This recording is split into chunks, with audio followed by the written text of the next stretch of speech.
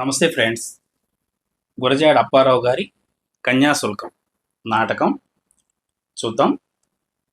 తృతీయాంకం. స్థలము రామచంద్రాపురం అగ్రహారంలో రామప్ప పంతులు ఇంట్లో సావిట్లో గది. మధురవాణి ప్రవేశించును. మధురవాణి అంటుంది, ఈ రామప్ప పంతులు కథ పైకి పటారం లోపల లోటారంలా కనిపిస్తూ ఉంది. భూములన్నీ తాకట్టు ఉన్నాయంటాడు. మరి రుణం కూడా పుట్టదట. వాళ్ళకి వీళ్ళకి జుట్టు ముడేసి జీవనం చేస్తూ ఉన్నాడు. ఈ ఊరు వేగం సవరించి చిక్కినంత సొమ్ము చేయించుకుని పెందరాలే మరో కొమ్మ పట్టుకోవాలి పాడును. తెలియక మోసమోతిని తెలియక పాడుతుండగా రామప్ప పంతులు ప్రవేశించను. ఏమిటే ఆ మోసపోవడం? తర్వాత ముఖ్యేమిటి పాడు? తర్వాత ముఖ్యం ఉంది, మిమ్మల్ని నమ్మి మోసపోయినాను. అదేం అలా అంటున్నావు? నిన్ను మోసపుచ్చలేదే. నిర్ణయ ప్రకారం 200 పట్టణంలో ఇచ్చాను. నెల జీతం నెలకు ముందే ఇచ్చాను. ఇక మోసమేముంది? ఏం చిత్రంగా మాట్లాడతారు పంతులు గారు. నాకు డబ్బు ప్రధానమైనట్టు మీ మనసుకు పొడగూడుతుంది కాబోలు. నాకు డబ్బు గడ్డిపరక. మీ భూములు రుణక్రాంతమైనని అప్పట్లో నాకు తెలుసుంటే మీ దగ్గర 200 పుచ్చుకొందునా? మీరు ఖర్చు వెచ్చాలు తగ్గించుకొని సంసారం బాగు చేసుకోకపోతే నేను మాత్రం ఒప్పేదాన్ని కాను. ఫలానా పంతులు గారు ఫలానా సాధించుకొని బాగుపడ్డారంటేనే నాకు ప్రతిష్ట. మా ఇంటి సాంప్రదాయం ఇది పంతులు గారు. అంతేగాని లోకంలో సాన్ల మచ్చని ఊహించకండి. భూములు తనక అన్నమాట శుద్ధ అబద్ధం. ఎవరన్నారో గాని నేను మహారాజులా ఉన్నాను.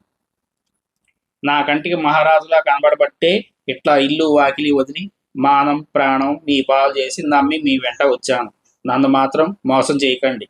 మిమ్మల్ని పాపం చుట్టుకుంటుంది. నేను మోసం చేసే మనిషినేనా? అలాగైతే లుబ్ధావధానుల గారికి పెళ్ళెందుకు కుదిర్చారు? నాకు తెలియదు అనుకున్నారా ఏమిటి? ఆ ముసలాడికి పెళ్ళెందుకు? మీకోసమే ఈ ఎత్తంతాను. ఆహాహా, ఇదా అనుమానం? కొంచెం గెడ్డం నెరుస్తోంది. నన్ను కూడా ముసలాడినంటావా ఏమిటి? చట్లకి చావ నలుపు, మనిషికి చావ తెలుపు అనగా చీకట్లో నక్షత్రాలలాగా అక్కడక్కడ తెల్ల వెంట్రుకలు తగిలితేనే చమక్కు. స్వారస్వం మహా చమత్కారంగా తీసావు. ఏది ముద్దు? మధురవాణిని ముద్దు పెట్టుకోబోను. మధురవాణి చేతులతో అడ్డి ముఖం ఓడ చేసుకొని వేళాపేళ లేదా లుబ్ధావధానుల పెళ్లి తప్పించేస్తే గాని నేను ముద్దు పెట్టుకోనివ్వను. అంతా సిద్ధమైన తర్వాత నా శక్యమా ఆపడానికి? బలత్కారంగా ముద్దు పెట్టుకోను రామప్ప పంతులు. సత్తు ఉందనా మూడుతనం? నా సత్తు ఇప్పుడేం చూసావు? చిన్నతనంలో ధ్వజస్తంభం దండంతో కొడితే గణగణమని గంటలని ఒక గడియ మోగేవి. నాకు జబ్బు చేసిన దగ్గర నుంచి డీలా అయిపోయాను. ఇదా డీలా? నా చెయ్యి చూడండి ఎలా కద్దిపోయిందో. అంతా మూడుతనం. చాప చిరిగిన చెదలంతని నీ ప్రాణానికి ఇప్పుడేం సత్తువే ఉద్దోలంలా కనబడుతోంది. ఈ పెళ్లి మాన్పించకపోతే నేను మీతో మాట్లాడు. వెలి కుదిరింది రోకలు తలగ చుట్టమన్నట్ట. 2 ఏళ్ళాయి ఆ ముసలిగాడిద కొడుకు మీద నా లౌక్య ప్రజ్ఞంతా వినియోగపరిచి పెళ్లి సిద్ధం చేసి ఇప్పుడు ఎలా తప్పించడం? ఏం లౌక్యం చేశారు? అలా అడుగు. నా బుద్ధి సత్తువు కూడా నీకు తెలుస్తుంది. లుబ్ధావధానులు పరమ లోభి. వాడి గుణం ఇలా ఉండబోతుందని పోల్చారేమో అన్నట్లు చిన్నతనంలో వాడికి ఈ పేరు పెట్టారు. పెళ్ళాడితే వల్లమాన ధనం వస్తుందని ఆశ పెట్టించాను. ఎలా చేశారు మహాచిత్రం? పెళ్ళైతే ధనం ఖర్చు అవుతుంది కానీ రావడం ఎలాగా? లౌక్యం అంటే మరేమిటనుకున్నావు? అసాధ్యాలు సాధ్యం, సాధ్యాలు అసాధ్యం చేయటమే కదూ. మన సిద్ధాంతిని దువ్వేటప్పటికీ వాడేం చేశాడు అనుకున్నావు? లుబ్ధావధానులు జాతకం యగాదిగా చూసి శీఘ్రంలో వివాహ యోగం ఉందన్నాడు. ఆ వివాహం వల్ల ధనయోగం ఉందన్నాడు. దాంతో ముసలాడికి డబ్బు వస్తుందన్న ఆశ ముందుకి, డబ్బు ఖర్చు అవుతుందన్న భయం వెనక్కి లాగడం ఆరంభించింది. ఇంతట్లో పండా గారిక్కడికి వచ్చారు. ఆయన్ని కూడా తయారు చేశాను. లుబ్ధావధానుల అనుమానం తీర్చుకుందామని ఆయనకి జాతకం చూపించేసరికి పండా గారు ఏమన్నారు? వివాహ ధనయోగాలు జిగిలిగా ఉన్నాయి. అయితే మీరు పెద్దవాళ్ళు. ఇప్పుడు మీకు పిల్లని ఎవరిస్తారు? పెళ్ళెలా అవుతుంది? ఇలాంటివి జరగడానికి వీల్లేని మహాయోగాలు. జాతకాల్లో పట్టినప్పుడు గొప్ప మేలుకు బదులుగా గొప్ప కీడు సంభవిస్తుంది. అలాగా మీకు మార్కవో ధన నష్టమో సంభవిస్తుంది. గ్రహశాంతి చేసి బ్రాహ్మణ భోజనం బాహుళ్యంగా చేయించండి. కొంత జబ్బో గిబ్బో చేసి అంతటితో అరిష్టం పోతుంది. మంచి రోజు చూసి సూర్య నమస్కారాలు ఆరంభించండి అని చెప్పేసరికి అవధాన్లు గుండె 2 చెక్కలై వివాహ ప్రయత్నం ఆరంభించాడు. ఇది కథ. ఏమి కల్పన! ఇంకా ఉంది. ఇహను కృష్ణరాయపురంలో అగ్నిహోత్రావధాన్లు కూతురు జాతకం ఎలా ఉందట చెప్పడానికి అలవి లేదు. అది కాలు పెట్టిన ఇల్లు 10 ఇళ్ళు అవుతుందిట. అది పట్టిందల్లా బంగారం అవుతుందిట. నిజమేనా లేక అది మీ బనాయింపేనా? అది మట్టుకు నా బనాయింపు కాదు. అగ్నిహోత్రావధానులే జాతకం అలా బనాయించాడు. మా బ్రాహ్మణుల్లో ఇది పరిపాటే. పెళ్ళిళ్ళల్లో పంపించే ఒక జాతకం నిజం ఉండదు. ఏ మోసం! లౌక్యం లౌక్యమను. రెండిటికి ఏమిటో భేదం. నమ్మించేట చేస్తే మోసం, నమ్మని చోట చేస్తే లౌక్యమను. తాను చేస్తే లౌక్యం, మరోడు చేస్తే మోసం అనరాదా? అబద్ధానికి అర్థమేమిటి? ఏమన్నావు? అబద్ధమనా? ఉద్యోగ ధర్మం లౌక్య వృత్తి అని. అది ఒక వృత్తి భగవంతుడు కల్పించాడు. అలౌక్య వృత్తి ఎటువంటిది? నిజాన్ని పోలిన అబద్ధం ఆడి ద్రవ్యాకర్షణ చేసేది. ఈ ధర్మ సూక్ష్మాలు నీకెలా తెలుస్తాయి? నాకెలా తెలుస్తాయి? నిజమే గాని ద్రవ్యాకర్షణ ఎలాగా ఈ పెళ్లి వల్ల? రామపంతులు అనుకుంటున్నాడు. తనలో క్రాస్ ఎగ్జామినేషన్ చేస్తోంది దీని తస్సా గొయ్య అని పైకి అంటున్నాడు. నీకు మేజువాడి నిర్ణయించుకున్నాను కాను. నీకు 10 రూపాయల సొమ్ము దొరకటం ద్రవ్యాకర్షణ కాదా? ఏం చిత్రమైన మనుషులు పంతులు గారు. తమలపాకు చుట్టతో కొట్టి నేను రాబోతానని 2 ఏళ్ల కిందట కలగని ఈ కాబోయే మేజువాడిని బుద్ధిలో ఉంచుకొని ఈ పెళ్లి కావడానికి విశ్వ ప్రయత్నం చేశారు. ద్రవ్యాకర్షణ ఎలాగో నాకు బోధపడుద్ది. పెళ్లి కూతుర్ని ఇలా చేసుకుని దాని ద్వారా ముసలోడికి మూటాముళ్ళ లాగిచ్చేస్తారు. ఎంత సత్యకాలపు దాన్నైనా ఆ మాత్రం ఊహించుకోగలను. లేకపోతే నేను ఎంత బతిమలాడుకున్నా ఈ పెళ్లి తప్పించకపోవడం ఏంటి? మీ బుద్ధికి అసాధ్యం ఉందంటారా? నేను నమ్ముతానా?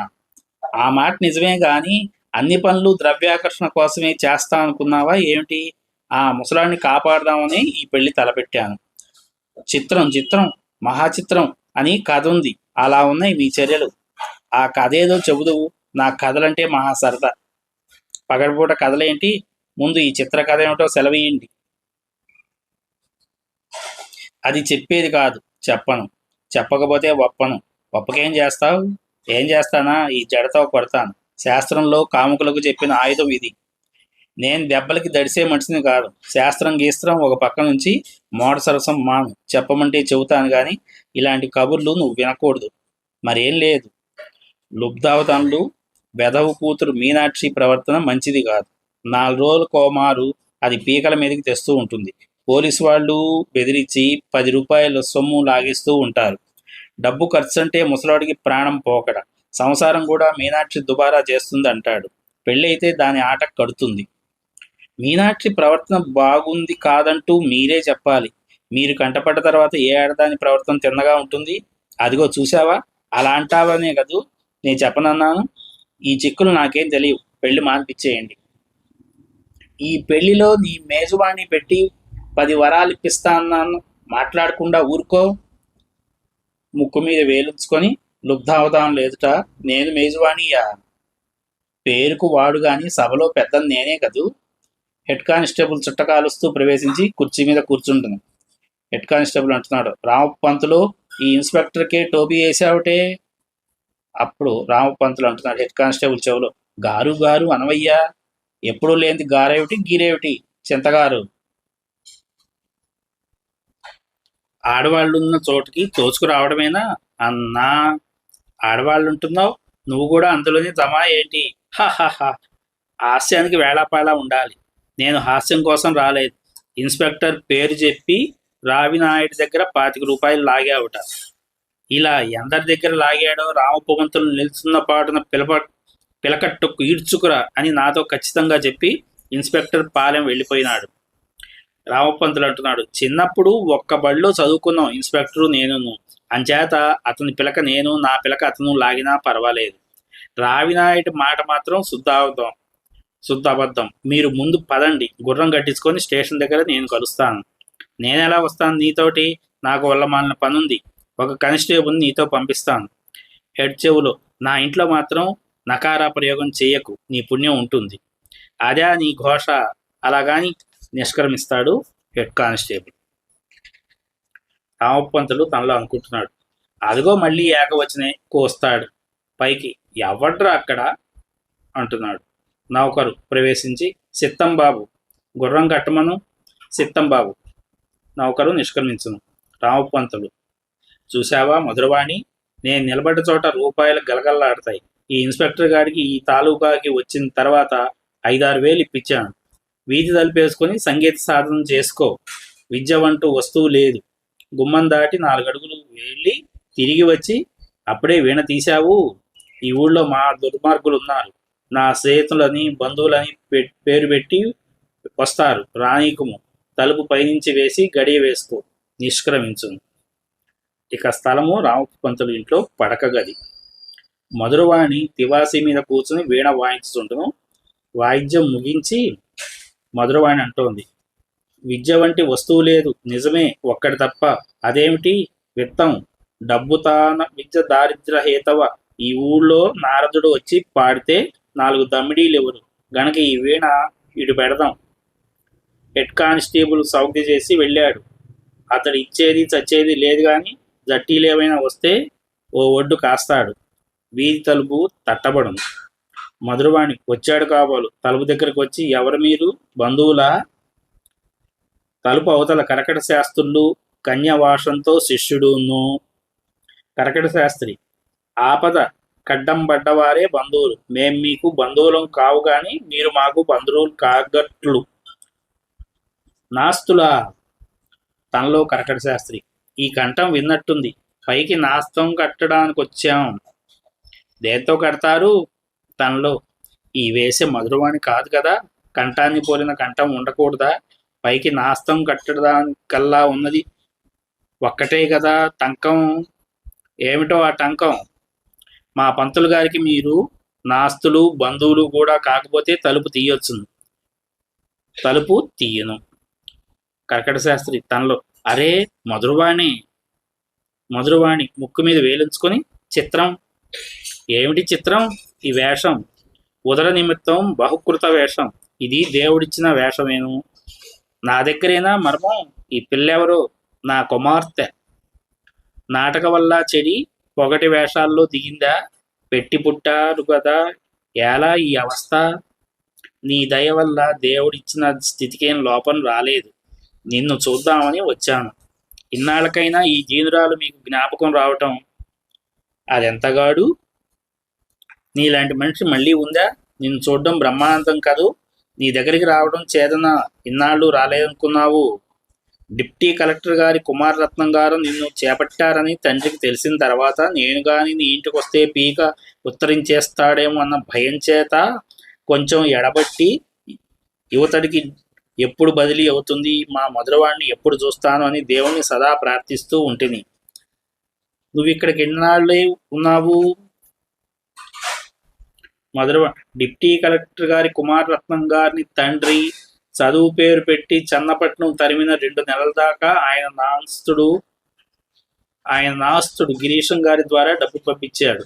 ఆ తర్వాత మొన్నటిదాకా గిరీశం గారు నన్ను ఉంచారు గాని డబ్బుకి ఎటాముటీగా ఉండేది.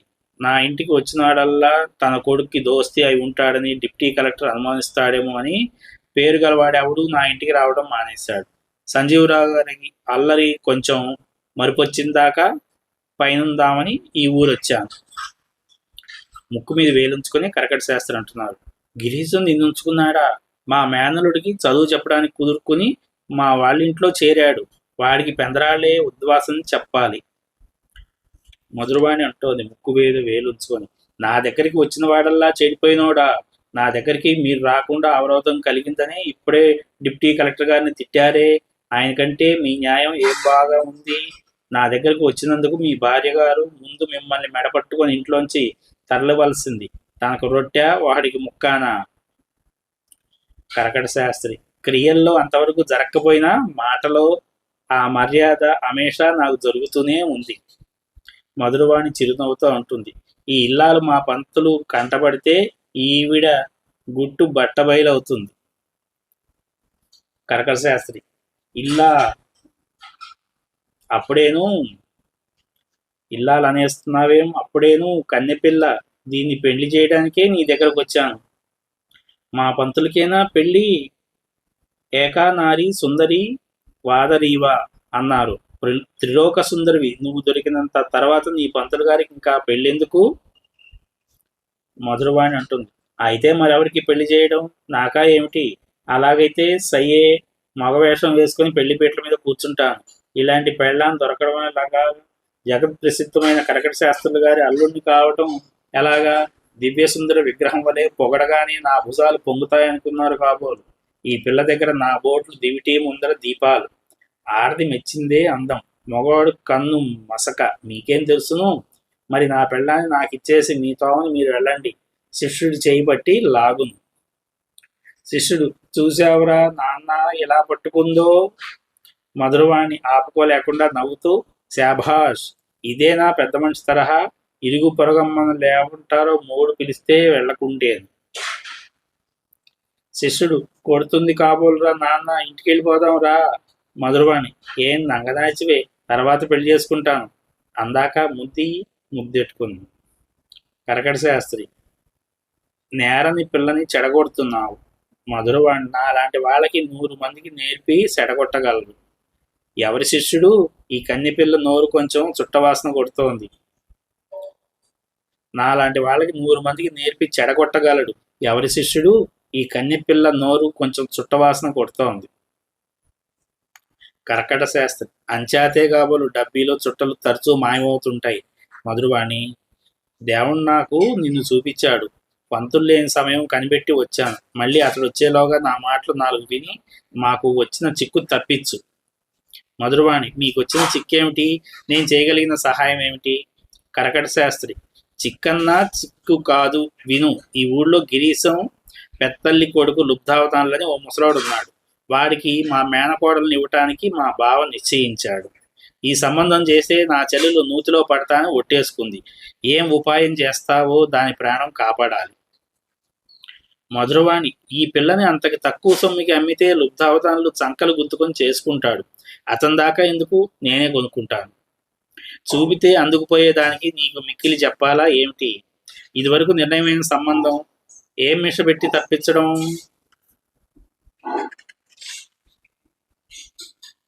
కరకట శాస్త్రి, మీ బుద్ధికి అసాధ్యం ఉందా? డబ్బుకి అసాధ్యం ఉందా? బుద్ధికి సాధ్యం అసాధ్యమే గాని డబ్బుకి ఎక్కడా అసాధ్యం లేదు. ఈ పెళ్లిలో మా పంతులకో 10 రాళ్ళు దొరుకుతాయి అనుకుంటున్నాడే. నా సంబంధం చేసుకుంటే నేను 20 రాపాషాణాలు ఇస్తాను. సరే గాని నాటకంలో ఇంత హాస్యమైనా చెల్లుతుంది. నటనలోకి హాస్యం తెస్తే ఏమి మూడుతుందో ఆలోచించారా?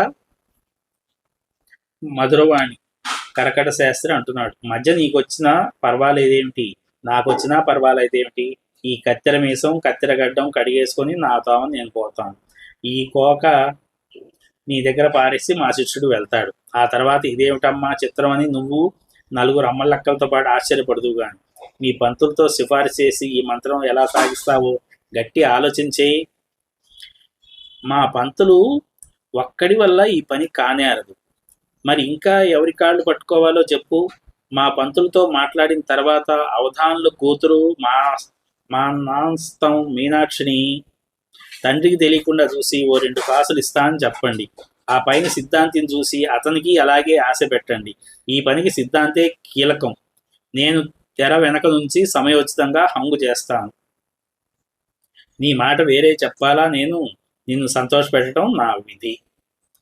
ఆ మాట మీరు సెలవివ్వడం నాకు విచారంగా ఉంది. వృత్తి చేత వేసే గనక చేయవలసిన చోట్ల ద్రవ్యాకర్షణ చేస్తాను గాని మధురవాణికి దయాదాక్షిణ్యాలు 0 అని తలిచారా? మీ తోబుట్టుకు ప్రమాదం వచ్చినప్పుడు నేను డబ్బుకు ఆశిస్తానా? ఎటొచ్చినా కాపాడుతాడు. హెడ్ కానిస్టేబుల్కి మాత్రం కొంత నిజం చెబుదాం. అతగాడు ఇప్పుడే వస్తాడు, మాట్లాడతాను, మీరిక్కడే కూర్చోండి. కరకట శాస్త్రి, స్వాధీనుడేనా? కొంప ముచ్చడు కదా. ఇది ఫ్రెండ్స్ గురజాడ అప్పారావు గారి కన్యాశుల్కం నాటకం. Thank you for watching.